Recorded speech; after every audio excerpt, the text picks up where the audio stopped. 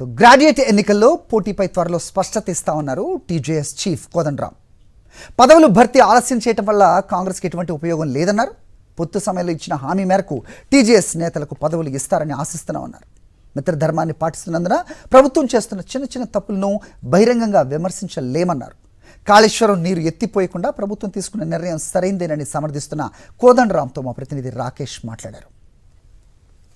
ఖాళీ కానున్న 2 గ్రాడ్యుయేట్ స్థానాలకు సంబంధించి ఎన్నికల కోలాహలం మొదలైంది. ఇప్పటికే అస్తం పార్టీ ఆయా ఇన్ఛార్జి మంత్రులతో నివేదికలు సిద్ధం చేస్తూ ఉంది. ఈ నేపథ్యంలో మిత్రపక్షమైన టీజేఏసీ ఎన్నికల్లో పోటీ చేస్తుందా లేదా, దీంతోపాటు కార్పొరేషన్కు సంబంధించి ఇప్పటికే తమకు పార్టీ కూడా అవకాశం ఇస్తారని ఆ పార్టీ భావిస్తున్న నేపథ్యంలో ఈ అంశాలపై మనతో మాట్లాడడానికి ఆ పార్టీ చీఫ్ కోదండరామ్ ఉన్నారు. సార్ చెప్పండి, మార్చిలో ఖాళీగా అవుతున్న 2 గ్రాడ్యుయేట్ ఎమ్మెల్సీలు, అందులో మీకు లోకల్ గ్రాడ్యుయేట్ ఎమ్మెల్సీ కూడా ఒకటి. ఇప్పటికే కాంగ్రెస్ 2 స్థానాలకు సంబంధించిన అభ్యర్థుల ఎంపిక పైన కసరత్తు చేస్తూ ఉంది.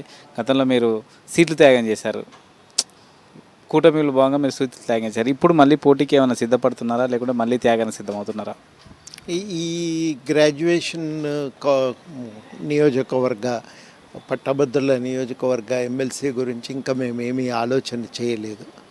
కాకపోతే ఏంటంటే స్థూలంగా ఎవరైనా మంచి వాళ్ళు గెలిస్తే ఉపయోగం అనే ఒక ఆలోచన తప్ప కానీ అంతకుమించి దీనిపైన ఇంకా ఎటువంటి ఆలోచన చేయలేదు.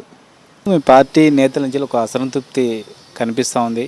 మీకు అలాగే ఇంకొకరికి మాత్రమే పోస్ట్ ఇచ్చారు, మా అందరికి ఇవ్వలేదు, నేను మేలుగా పార్టీ కోసం పనిచేస్తున్నాం, అయినప్పటికీ ఎందుకు ఇవ్వట్లేదు, పార్టీని ఇలాంటి కష్టకాలంలో ఎందుకు నడుపుతున్నాను ఒక విమర్శ మీ పార్టీ నుంచి నేతల నుంచి బహిరంగ అక్కడక్కడ వినిపిస్తూ ఉంది. దీనిపైన ఏమైనా చెప్తారా?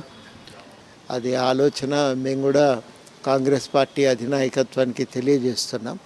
పోస్టులు ఎట్లాగూ భర్తీ చేయక తప్పదు, లేకపోతే పరిపాలన కూడా నడవదు. కానీ దాన్ని తాత్సర్యం చేసిన కొద్దీ అది వాళ్ళ పార్టీ కార్యకర్తలకు కానీ మద్దతు తెలియజేసిన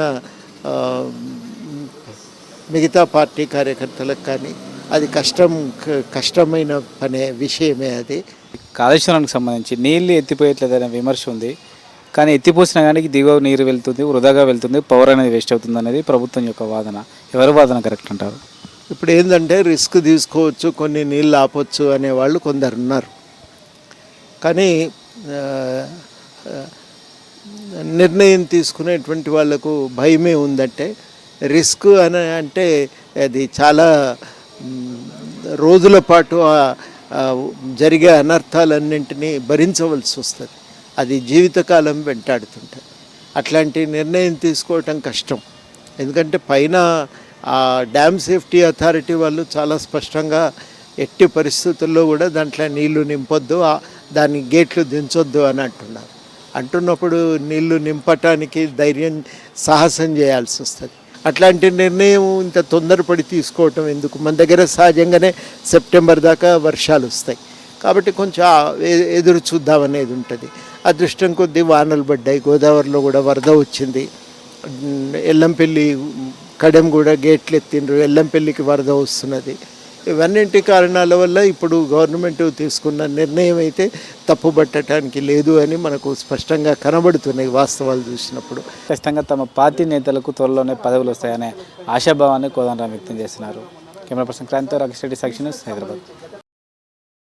మరిన్ని అప్డేట్స్ కోసం ఛానల్ను సబ్స్క్రైబ్ చేయండి. నోటిఫికేషన్స్ కోసం బెల్ ఐకాన్ పై క్లిక్ చేయండి.